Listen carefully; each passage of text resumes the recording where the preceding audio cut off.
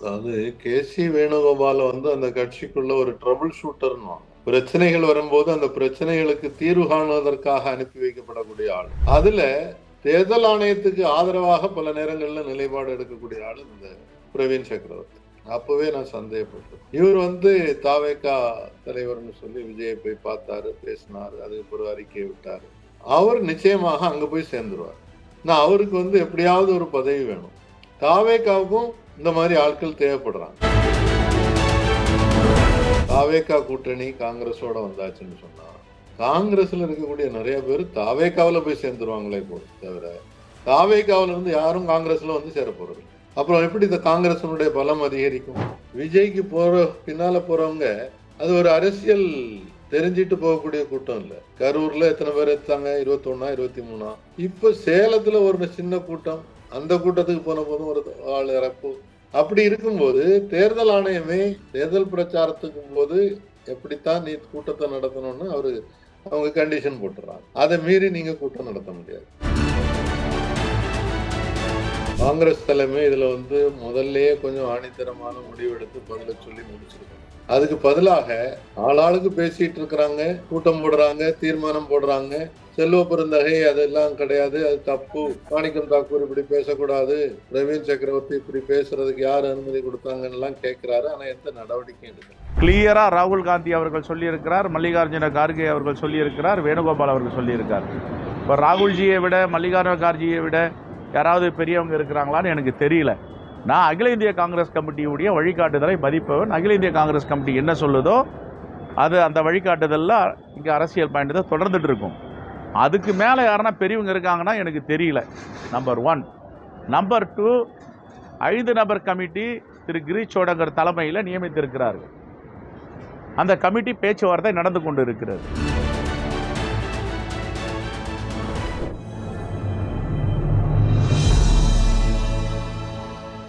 Tamil news நேயர்களுக்கு அன்பு வணக்கம். இன்றைய சிறப்பு நேர்காணலில் நம்மோடு இருந்திருப்பவர் பொருளாதார அறிஞர் மற்றும் அரசியல் விமர்சகர் மரியாதைக்குரிய தாமஸ் பிராங்கோ சார். சார் வணக்கம்.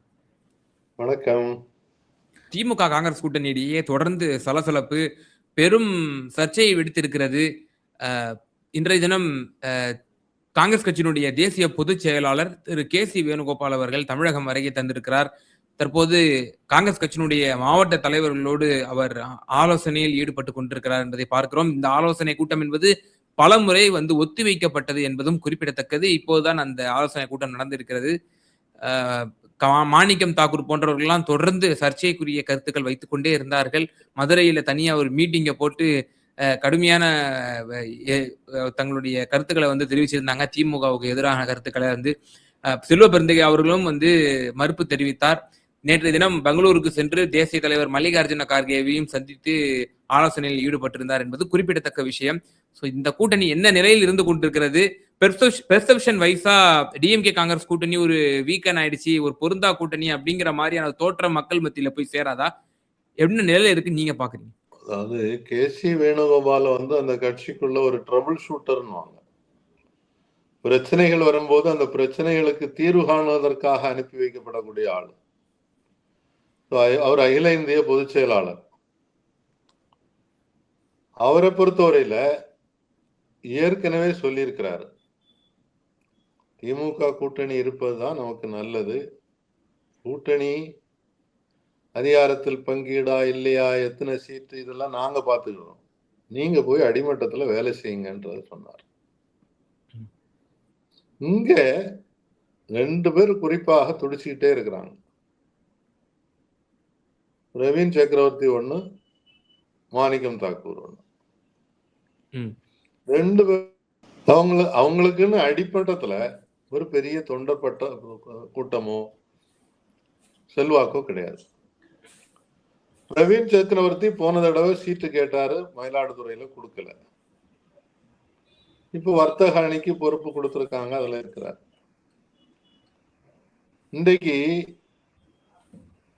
தேசிய அளவுல இந்த வாக்கு எந்திரங்கள் பற்றி, மேனிபுலேஷன் ஆஃப் ஓட்டு பற்றி ஒரு பெரிய பிரச்சனை ஓடிட்டு இருக்கிறத நம்ம பார்த்திருக்கிறோம், விவாதிச்சோம். அதுல தேர்தல் ஆணையத்துக்கு ஆதரவாக பல நேரங்கள்ல நிலைப்பாடு எடுக்கக்கூடிய ஆளு இந்த பிரவீன் சக்கரவர்த்தி. அப்பவே நான் சந்தேகப்பட்டிருக்கேன். இவர் வந்து தாவேகா தலைவர்னு சொல்லி விஜயை போய் பார்த்தாரு, பேசினாரு, அதுக்கு பிறகு அறிக்கை விட்டாரு. அவர் நிச்சயமாக அங்க போய் சேர்ந்துருவார். நான் அவருக்கு வந்து எப்படியாவது ஒரு பதவி வேணும். தாவேகாவுக்கும் இந்த மாதிரி ஆட்கள் தேவைப்படுறாங்க. அதே மாதிரிதான் இவர் அடுத்த ஆள் மாணிக்கம் தாக்கூர். அவர் பிஜேபியில போய் சேர்ந்தாலும் ஆச்சரியப்படுவதில்லை, தாவேகாவில் சேர்ந்தாலும் ஆச்சரியப்படுவதில்லை. தாவேகா இந்த மாதிரி ஆட்களை தேடிட்டு இருக்கு. ஆனா உண்மையில என்ன நடக்கும்னு சொன்னா, ஒருவேளை தாவேகா கூட்டணி காங்கிரஸோட வந்தாச்சுன்னு சொன்னா, காங்கிரஸ்ல இருக்கக்கூடிய நிறைய பேர் தாவேகாவில போய் சேர்ந்துருவாங்களே தவிர தாவேகாவில இருந்து யாரும் காங்கிரஸ்ல வந்து சேர போறது.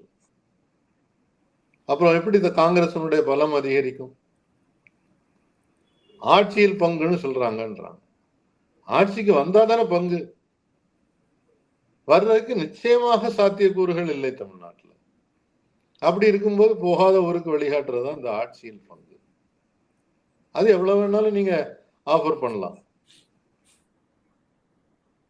கொடுக்க போகலன்னு தெரிஞ்சுக்கிட்டு நீங்க எல்லா பதவியும் நீங்களே வச்சுக்கிடுங்கன்னு சொன்னாலும் சொல்றதுல கஷ்டம் இருக்காது.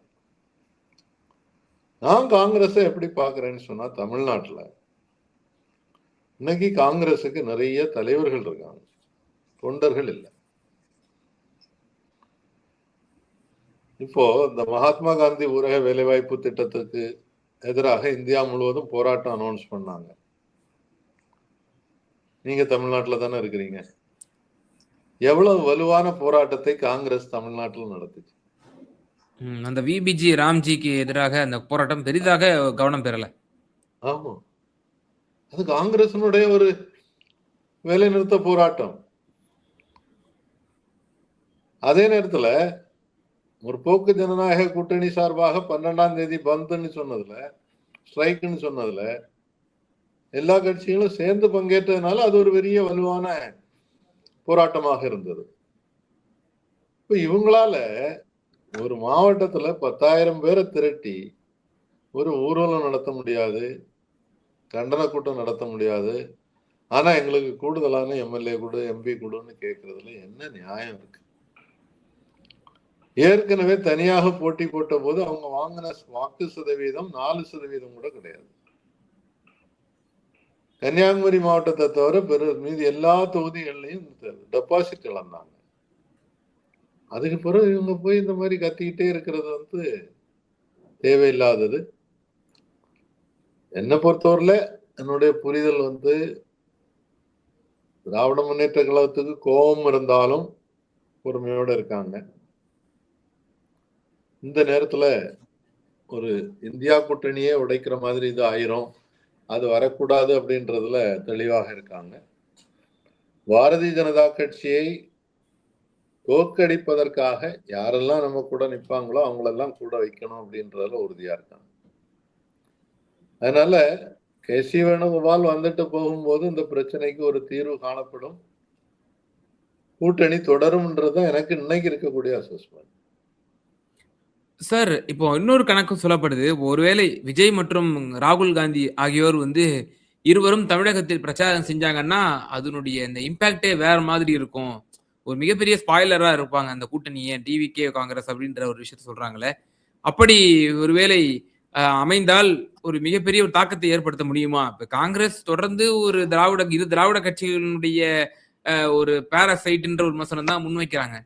இப்ப அவங்க தனியா இருந்து ஒரு இந்த மாதிரி ஒரு புதிதாக வரக்கூடிய ஒரு கட்சியிடம் இருந்து அவங்க வந்து கணிசமான சீட்டை பெற்று இருந்தாங்கன்னா பேஸ்மெண்ட் இங்க வளரும் காங்கிரஸுக்கு அப்படின்ற ஒரு கால்குலேஷன் சொல்றாங்கல்ல.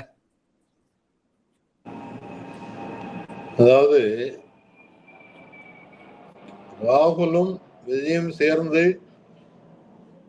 தேர்தல் பிரச்சாரம் பண்றதுன்றதே சாத்தியப்படாது. எங்கேயாவது ஒரு இடத்துல ஒருவேளை பேசலாம். ஆனா இன்னைக்கு பாக்குறீங்க, விஜய்க்கு பின்னால போறவங்க அது ஒரு அரசியல் தெரிஞ்சிட்டு போகக்கூடிய கூட்டம் இல்ல. கரூர்ல எத்தனை பேர் எடுத்தாங்க? 21, 23.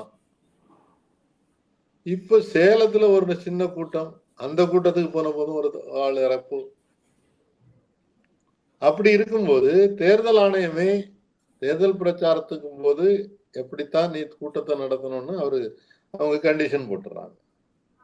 அதை மீறி நீங்க கூட்டம் நடத்த முடியாது. அப்படி இருக்கும்போது தேர்தலுக்கு பிறகு அனௌன்ஸ் பண்ண பிறகு இவங்க 2 பேரும் இந்திய தமிழ்நாடு முழுவதும் சுத்துறதுன்றதெல்லாம் சாத்தியமே கிடையாது. அனுமதியே கிடைக்காது. ஒண்ணு.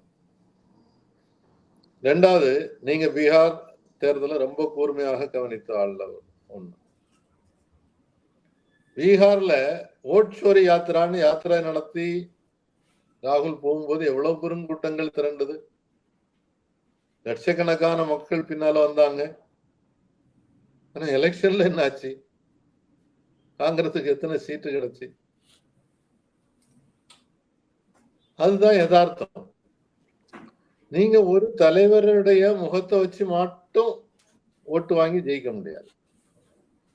மக்கள் ஓட்டு போடும்போது கடைசியா என்ன யோசிக்கிறாங்க? இந்த ஆட்சிக்கு வந்தாச்சுன்னாக்கி அதுக்கு பிறகு என்ன நடக்கும்? இந்த மாநிலத்துக்கு இவங்களால என்ன சாத்தியப்படும்? இதுக்கு முன்னால என்ன செய்திருக்கிறாங்க? இனி என்ன செய்வாங்கன்னு நம்ப முடியுமா? கிடையாதா? இதெல்லாம் ரொம்ப அலசி ஆராய்ந்து ஓட்டு போடக்கூடியவங்க தமிழ்நாட்டு வாக்காளர். இந்தியா முழுவதும் அப்படி நிலைமை இருக்குன்னு சொல்லல. இங்க நீங்க ஒவ்வொரு தேர்தலையும் பாத்தீங்கன்னு சொன்னா ஒரு கோபம் வந்தனாக்கி அந்த கோபத்தை அப்படியே எல்லாரும் சேர்ந்து வெளிப்படுத்துவாங்க. பாண்டிச்சேரியும் சேர்ந்து திமுக கூட்டணி 40க்கு 40 ஜெயித்திருக்குது பாராளுமன்றத்தில். அதே மாதிரி 40ஐயும் இழந்திருக்கவும் செய்யுது. அப்ப இங்க இருக்கக்கூடிய மக்கள் ரொம்ப விழிப்புணர்வோட இருக்கக்கூடியவங்க. அதனால அந்த தேர்தல்ல முடிவுகள் என்பது இந்த தாவேகா காங்கிரஸ் கூட்டணி வந்துட்டா மட்டும் எல்லாமே மாறிடணும்ன்றதுக்காக எந்த ஸ்கோப்பும் இருக்கிறதாக நான் நினைக்கிறேன். இறுதியான ஒரே ஒரு கேள்வி. காங்கிரஸ் கட்சி ஒரு தேசிய கட்சி. தேசிய கட்சியினுடைய பார்வையாகத்தான் அவங்க இதை அணுகணும் அப்படிங்கிற ஒரு விஷயம் இருக்கு. அதையும் தாண்டி இப்போ அடுத்த கட்ட நிர்வாகிகள் எல்லாம் டிவிகே கூட போகணும் அப்படின்னு அவங்க சொல்றாங்க அப்படின்னா டெல்லி தலைமை பார்க்கணும்ல. திமுகவுடைய பலம் என்ன, டெல்லியில அவங்களுக்கு இருக்கக்கூடிய பலம் என்ன, அது எந்த அளவுக்கு நமக்கு அது உறுதுணையா இருக்கு, நமக்கு அது தேவைப்படுது, அதை கருத்துல வச்சுதானே டெல்லி தலைமை முடிவெடுக்கணும். அப்ப இப்படிப்பட்ட கருத்துக்கள் சலசலப்புகள் எழும் பொழுதே ஒரு அழகிய ஒரு முற்றுப்புள்ளி வச்சுட்டோம் அப்படின்னா இந்த கூட்டணி இன்டாக்டா தொடர்ந்து எந்த ஒரு பிரச்சனையும் இல்லாம தொடரும். ஆனால் டெல்லி தலைமையை முற்றுப்புள்ளியை வைக்காததுக்கான காரணம் என்ன? பிஜேபியை வீழ்த்த வேண்டும் என்ற ஒரு தொலைநோக்கு சிந்தனை எல்லாம் காங்கிரஸ் கட்சிக்கு இல்லையாங்கிற ஒரு கேள்விதான் இப்ப எழ தொடங்கிறது. நிறைவான கருத்து. இது ஒரு நியாயமான கேள்வி.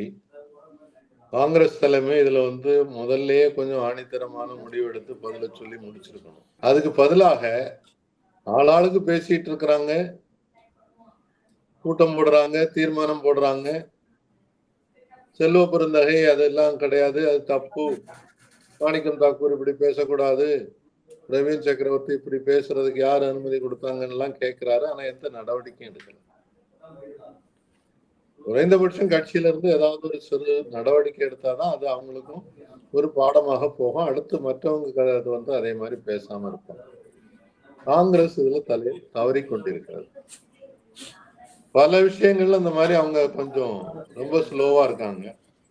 அவங்க அது என்னவோ பெரிய ஜனநாயகம்னு சொல்லிட்டு இருக்காங்க. ஜனநாயகம் என்பது இது இல்ல, உட்கட்சி ஜனநாயகம்னு ஒண்ணு இருக்கு. கட்சிக்கு உள்ளால நடக்கக்கூடிய கூட்டத்துல நீங்க எவ்வளவு காரசாரமா பேசலாம், மாற்று கருத்துக்களை முன்வைக்கலாம், சண்டை போடலாம். ஆனா ஒரு கூட்டு முடிவு வந்தாச்சுன்னாக்கி வெளியே வரும்போது அடக்கி வாசிக்கணும். இல்ல நான் அங்க அப்படித்தான் பேசினேன்னு சொல்லக்கூடாது. அது எல்லாரும் மெஜாரிட்டி கருத்துக்கு கட்டுப்படணும்னு சொல்லிட்டாங்க, நானும் மெஜாரிட்டி கருத்துக்கு ஒத்து போகிறேன் அப்படித்தான் சொல்லணும். அதுதான் ஜனநாயகம். காங்கிரஸ் அந்த மாதிரி ஒரு ஜனநாயகத்தை பின்பற்றாம ஆளால பேச விடுறதுனாலதான் இது காங்கிரஸுக்கே ஒரு பலவீனம். இது எதிர்காலத்திலையும் காங்கிரஸுக்கு இதை சீக்கிரத்துல திருத்திக்கிடலன்னா காங்கிரஸ் பாதிக்கப்படும்.